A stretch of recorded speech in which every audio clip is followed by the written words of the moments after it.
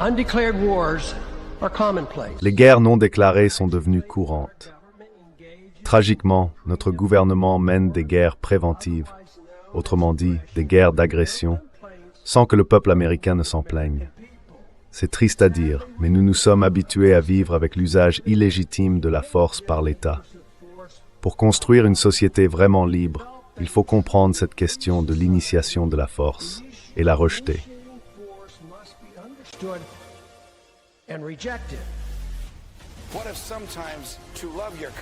Et si parfois, aimer son pays voulait dire qu'il fallait changer ou même abolir le gouvernement? Et si Jefferson avait raison? Et si le meilleur gouvernement, c'était celui qui gouverne le moins? Et si c'était dangereux d'avoir raison quand le gouvernement a tort? Et s'il valait mieux mourir en se battant pour la liberté que vivre en esclave? Et si le moment le plus critique pour la liberté, c'était maintenant?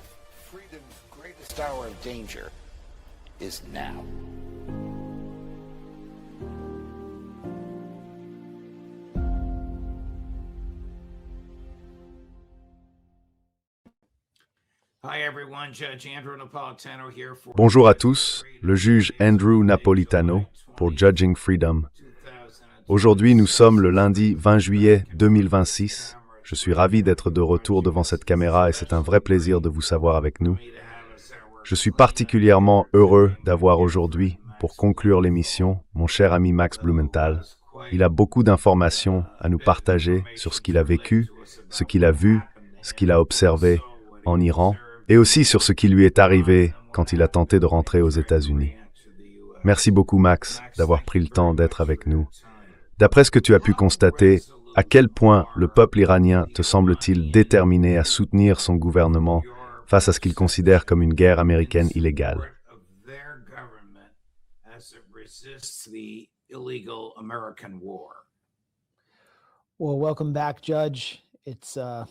Eh bien, ravi de vous retrouver, Judge.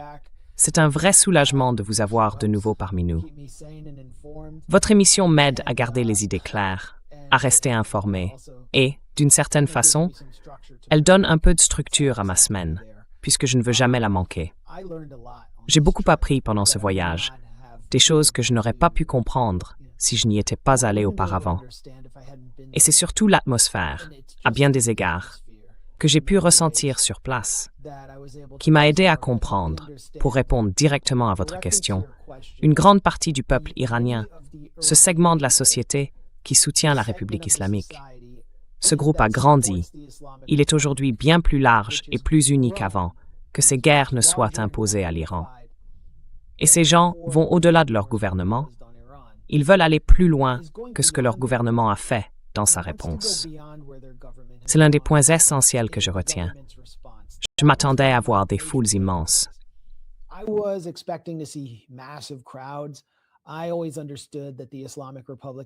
J'ai toujours compris que la République islamique avait une base immense. Mais ce qui m'a vraiment surpris, c'est le niveau d'indignation, cette colère pure, ce désir de vengeance. Pas seulement contre Donald Trump personnellement, mais aussi contre tout l'empire que représentent les États-Unis, ainsi que contre Israël et Netanyahou. Et il y avait ce sentiment que le gouvernement, quand je dis le gouvernement, je parle du gouvernement élu, n'était pas prêt à exercer ce genre de vengeance, parce qu'il négociait avec les assassins de l'ayatollah Ali Khamenei. Pour beaucoup de ces gens, des millions de personnes, il était comme un père, un enseignant, un guide spirituel, quelqu'un qui les orientait dans les aspects les plus importants de leur vie. Il a été tué dans son bureau avec sa famille, à l'âge de 86 ans. La profondeur de cette colère imprègne aujourd'hui tous les aspects de la politique iranienne, de la vie politique iranienne, et elle a conduit le gouvernement à abandonner le protocole d'accord, celui que Trump et les Israéliens, qui en pratique contrôlaient Trump, avaient massivement violé.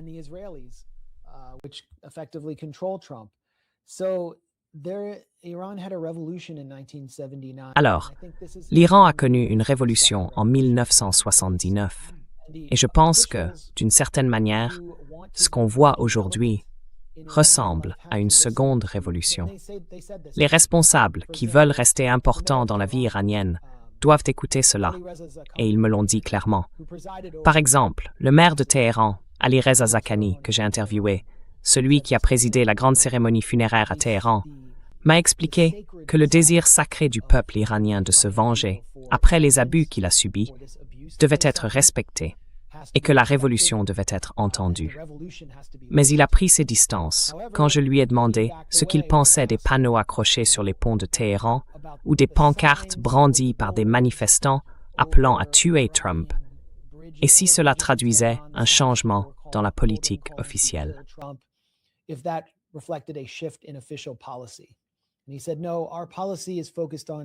Et il a dit, non, notre politique est centrée sur la vengeance, sous la forme du retrait des bases américaines, sous la forme du renversement de l'Empire, sous la forme de la libération de la Palestine.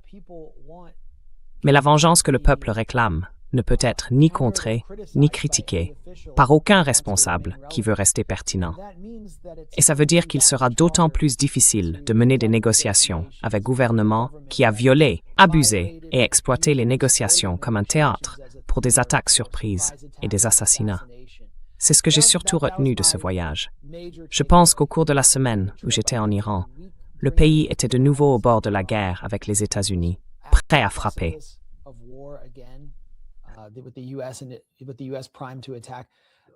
Laissez-moi vous interrompre une seconde.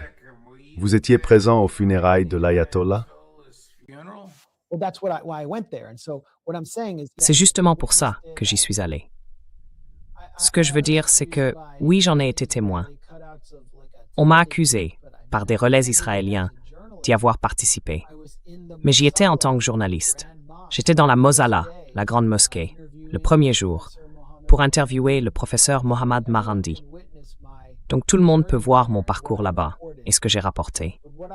Mais ce que je veux dire, c'est que, pendant cette semaine-là, je pense qu'une deuxième révolution s'est consolidée, d'une certaine manière, et que l'histoire a basculé profondément, d'une façon qui résonnera pendant toute une génération.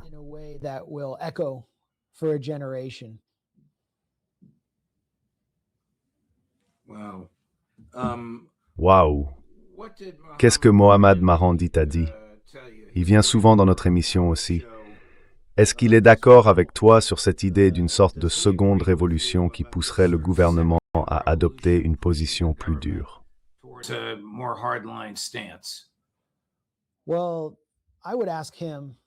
Eh bien, je lui poserai la question. Pour moi, c'est quelqu'un d'assez centriste, qui ne... Enfin, je ne l'ai pas vraiment vu prendre position clairement sur ces sujets, mais vous devriez lui demander directement. On a surtout parlé de la vie et de l'héritage de Khamenei et de la révolution. Ensuite, on a abordé les relations entre les États-Unis et l'Iran, parce qu'il faisait partie de l'équipe de négociation. Il s'était rendu au Pakistan, donc il avait aussi une perspective intéressante sur ce point. Pendant qu'on discutait, on pouvait nous voir nous approcher du Mosala et passer plusieurs contrôles de sécurité. On entendait des gens scander des slogans derrière nous, on voyait l'ambiance, on ressentait vraiment ce que c'était que de passer de la voiture de Marandi jusqu'au lieu de l'événement. J'y ai aussi interviewé des gens ordinaires.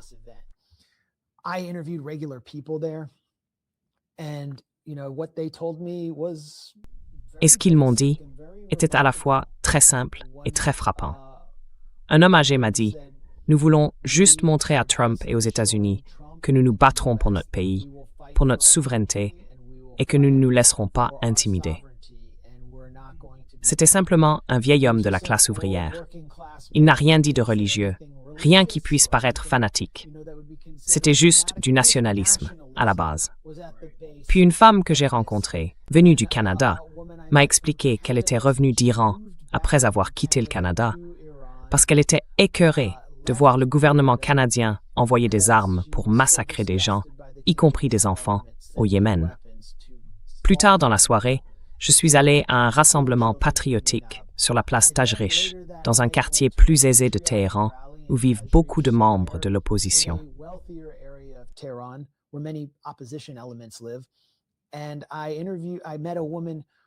J'ai rencontré une femme qui m'a dit « J'ai quelque chose à vous dire ». Elle a levé une chaîne en or et m'a expliqué « Nous rassemblons ces chaînes comme une prime pour la personne qui tuera Donald Trump. en vengeance pour avoir tué notre père, notre chef, celui qu'on aimait, ainsi que tant d'autres de nos dirigeants, et pour avoir tué nos enfants. Ça m'a vraiment frappé. Ça montrait toute la colère que je ressentais là-bas, partout dans le pays. Alors, il faut se mettre à leur place, si on est américain, et imaginer que son propre pays est entouré de bases militaires hostiles qui ont commencé à assassiner vos dirigeants, y compris des dirigeants élus comme Ali Larijani, à tuer vos scientifiques, à faire exploser vos stades.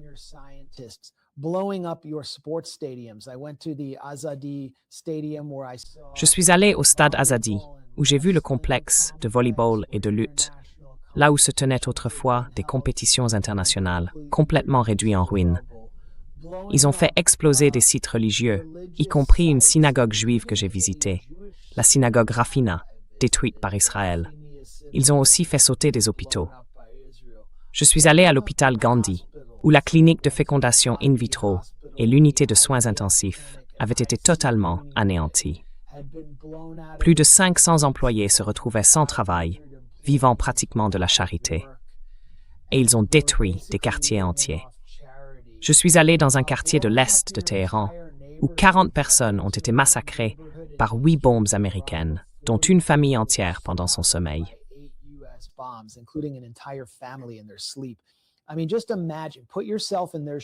Je veux dire, imaginez un peu, mettez-vous à leur place et demandez-vous, en tant qu'Américain, qu'est-ce que vous exigeriez de votre armée et de votre gouvernement? Et comment cela influencerait réellement les relations internationales? Je pense que Donald Trump a ouvert une véritable boîte de Pandore. Et il l'a fait parce qu'Israël l'a préparé, provoqué et poussé à le faire. À commencer par Netanyahou, assis dans la salle de crise à la Maison-Blanche, en février, en tête de table, disant à Donald Trump de lancer cette guerre. Et maintenant, Donald Trump dit lui-même qu'il a peur, qu'il a l'impression d'être sur une liste. Si jamais il arrivait quelque chose à Donald Trump, et j'espère sincèrement que non, ou à quelqu'un de son entourage proche, il serait en quelque sorte une victime indirecte de l'influence israélienne. Le gouvernement iranien peut-il vraiment négocier politiquement avec les États-Unis? Ou bien y a-t-il tellement de pression qu'il doit rejeter toute crédibilité américaine ou refuser de donner quoi que ce soit à Washington pour qu'il s'en aille?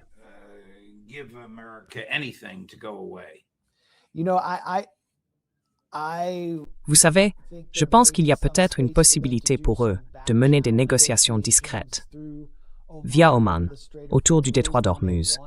Ils pourraient vouloir le faire. Abbas Araghchi, le ministre des Affaires étrangères, a finalement reconnu que la seule raison pour laquelle ils avaient accepté de négocier avec un gouvernement aussi perfide que celui de Washington, c'était pour montrer qu'ils étaient prêts à discuter, qu'ils étaient prêts à essayer. Et que c'est toujours les États-Unis qui finissent par rompre les négociations, surtout sous la pression israélienne.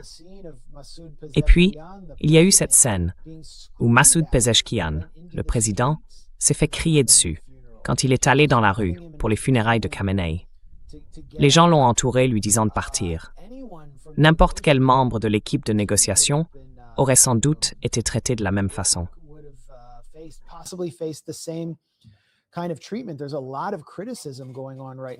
Il y a beaucoup de critiques en ce moment à ce sujet, donc ça va être difficile pour eux de négocier. Et je pense que le gouvernement et le ministère des Affaires étrangères savent très bien que les États-Unis vont les traiter avec des manœuvres perfides et trompeuses, et qu'ils vont exploiter les négociations simplement pour, comme l'a dit J.D. Vance, refaire leur stock. Je pense que ça veut dire, Monsieur le juge, que nous sommes dans un cycle d'escalade continue, pas une escalade pour désamorcer. Quelqu'un que j'ai interviewé quand j'étais à Téhéran, c'est Mostafa Khosheshm, l'un des analystes les mieux connectés en Iran, très proche de l'armée. Et c'était aussi sa prévision. Selon lui, nous sommes dans une phase de guerre qui évolue vers une guerre régionale et qui pourrait bien être la phase finale, celle où les deux camps se battront pour la victoire ultime.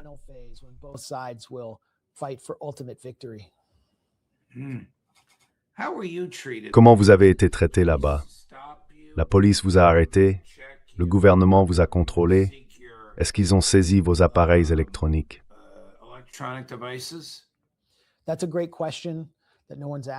C'est une excellente question. Personne ne me l'avait encore posée.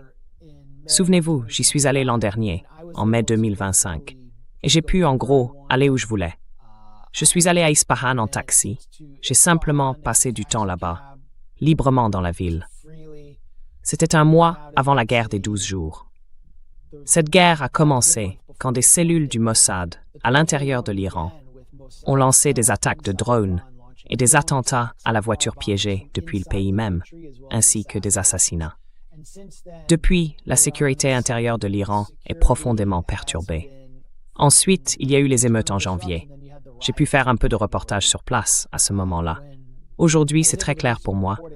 Des commissariats ont été attaqués par des militants entraînés, souvent armés de fusils de précision, d'armes automatiques et de fusils à pompe, dans une tentative de changement de régime.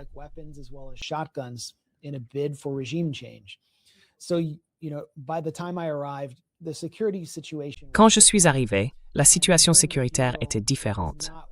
Et pendant les funérailles, ce n'était pas très prudent pour moi de me promener dans les rues comme ça, un Américain, alors qu'il y avait une énorme inquiétude sur d'éventuels sabotages, avec 10 millions de personnes dehors.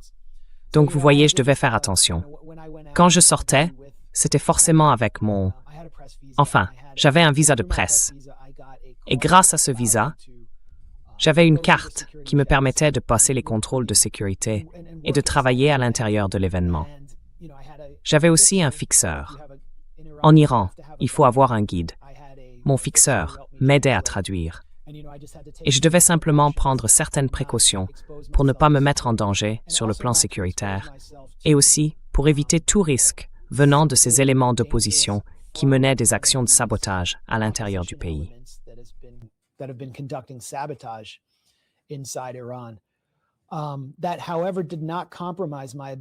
Mais ça n'a pas compromis ma capacité à faire mon travail de journaliste.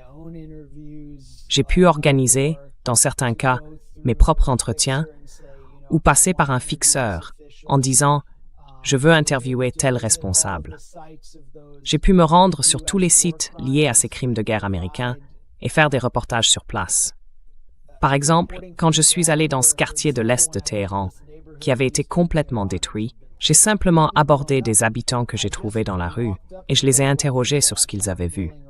Donc oui, je gardais ma liberté éditoriale et mon indépendance, mais la situation sécuritaire, elle est clairement différente aujourd'hui.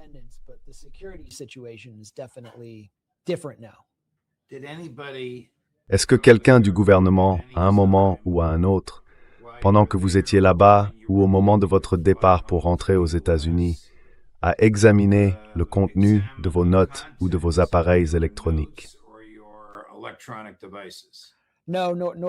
Non, ça ne s'est pas produit non plus à l'arrivée. Vous savez, j'avais mon sac à dos avec moi, et c'est là que se trouvaient tous mes appareils. Franchement, je n'ai rien vécu d'autre que les contrôles de sécurité habituels. Et qu'est-ce qui s'est passé quand vous êtes rentré aux États-Unis, à l'aéroport international de Dulles?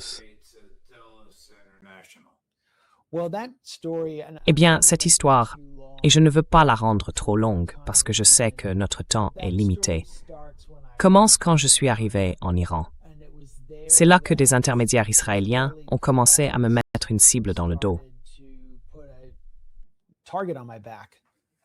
Qu'est-ce que tu veux dire par là? Que des intermédiaires israéliens ont commencé à te prendre pour cible?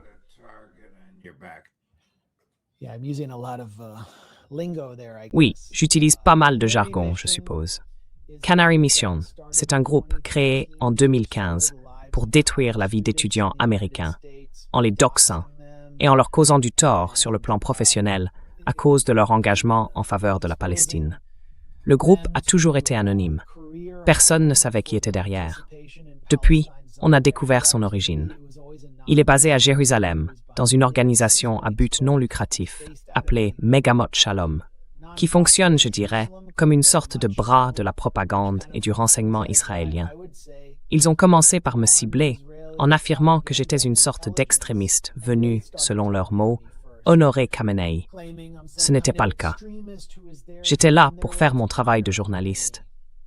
Mais je ne suis pas impartial.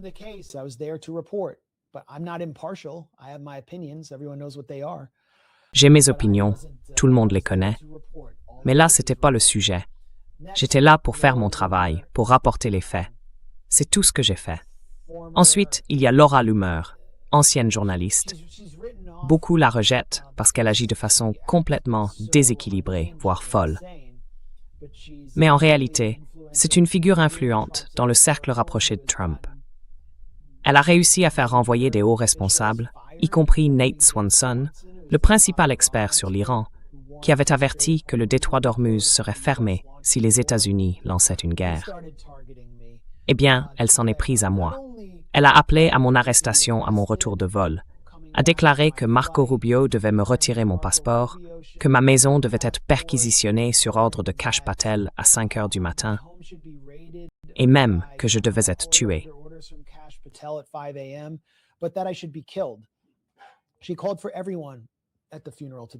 Elle a appelé à tuer tout le monde présent aux funérailles lors d'une attaque militaire américaine, y compris, apparemment, des journalistes comme moi et tous les autres journalistes qui s'y trouvaient. Et quand je suis rentré aux États-Unis, j'ai été envoyé en contrôle secondaire et soumis à un interrogatoire. Les questions suivaient de près beaucoup des attaques que ces relais israéliens diffusaient. Par exemple, on m'a demandé si j'étais payé pour faire des interviews en Iran.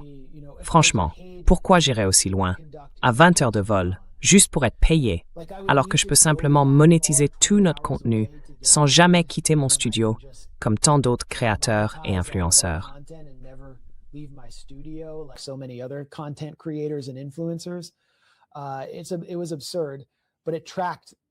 C'était absurde, mais ça correspondait bien aux attaques que je subissais. Il n'y avait aucune preuve claire que j'étais impliqué dans une activité criminelle, donc ils n'avaient aucune raison de saisir mes appareils. Je te laisse répondre à cette question juridique. S'ils avaient voulu le faire légalement, ils auraient dû passer devant un juge et obtenir un mandat.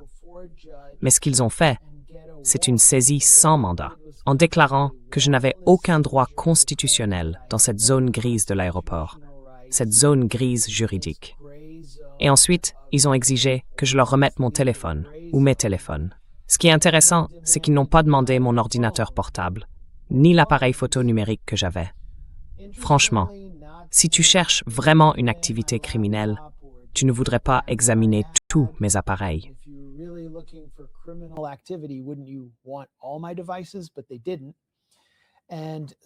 Mais ils ne l'ont pas fait. Et après la fouille et la saisie illégale dont j'ai été victime, qui ont violé mes droits garantis par le premier et le quatrième amendement, le comité américano-arabe contre la discrimination, dirigé par sa nouvelle présidente, Jeanine Yunus, a déposé une plainte en mon nom contre le secrétaire du DHS, Mark-Wayne Mullen.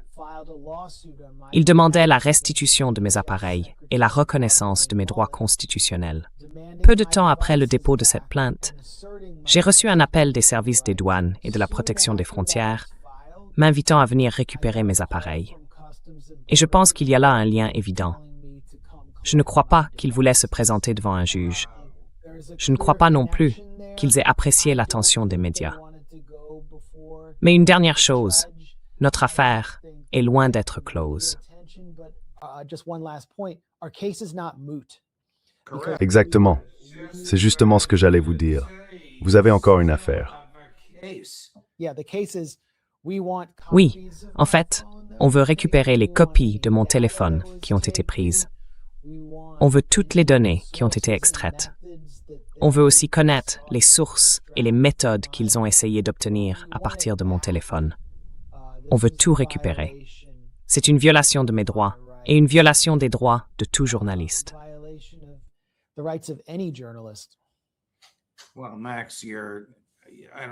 Eh bien, Max, je n'ai pas besoin de te dire ce que je pense de toi. Pour moi, tu es un modèle d'honnêteté intellectuelle et de courage personnel.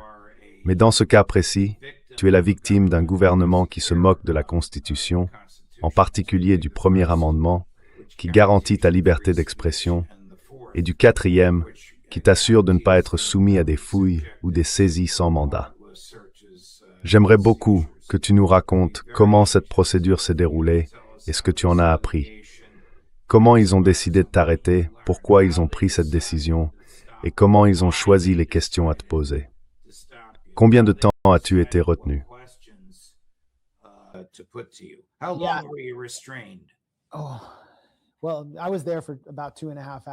Eh bien, j'y suis resté environ 2 heures et demie. Mais je pense que toute enquête, enfin, c'est mon avis, fondé sur mon expérience, je pense que cette enquête montrera que des éléments israéliens ou soutenus par Israël ont déclenché le harcèlement dont j'ai été victime et qu'ils en sont responsables. Et ça en dit long sur le type d'occupation sous laquelle ce gouvernement se trouve. Ce sont les mêmes éléments qui ont fait pression sur Donald Trump pour qu'il lance cette guerre désastreuse contre l'Iran.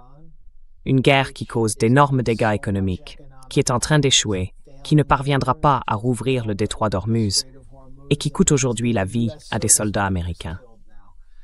Donc, le vrai problème ici, c'est que je suis faussement accusé d'être une sorte d'instrument d'influence étrangère, par ceux-là même qui sont, en réalité, les instruments de la plus vaste campagne d'influence étrangère de l'histoire, et qui sont, eux, de véritables criminels.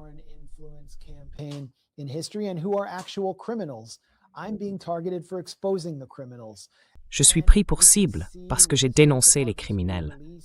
Et on le voit bien avec la nouvelle publication du département d'État sur l'infiltration de Cuba au plus haut niveau du gouvernement américain. Ils essayent de nous détourner de la réalité, celle d'Israël qui occupe cette administration. Ils utilisent ce document étrange, entièrement basé sur des informations publiques, pour préparer le terrain à une vaste répression inconstitutionnelle contre les activités anti-guerre dans ce pays. Le cadre de la répression se renforce, il s'intensifie, et il est dirigé par des responsables qui sont, en pratique, sous l'emprise d'un gouvernement étranger d'apartheid, coupable de génocide.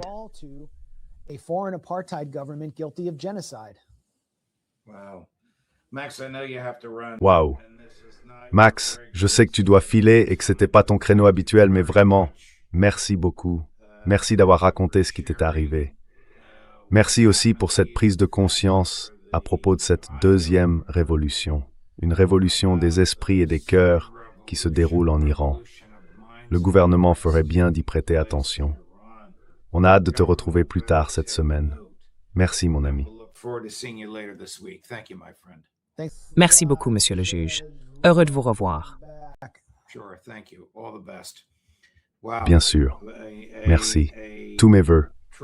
Wow, un acte de courage incroyable et une histoire formidable. Et bien sûr, avec Max, nous suivrons de près l'évolution de sa procédure. Demain, mardi, à 8h du matin, l'ambassadeur Chas Freeman. À 9h, le professeur John Mearsheimer. À 10h, Aaron Maté. À 14h, Matthew Ho.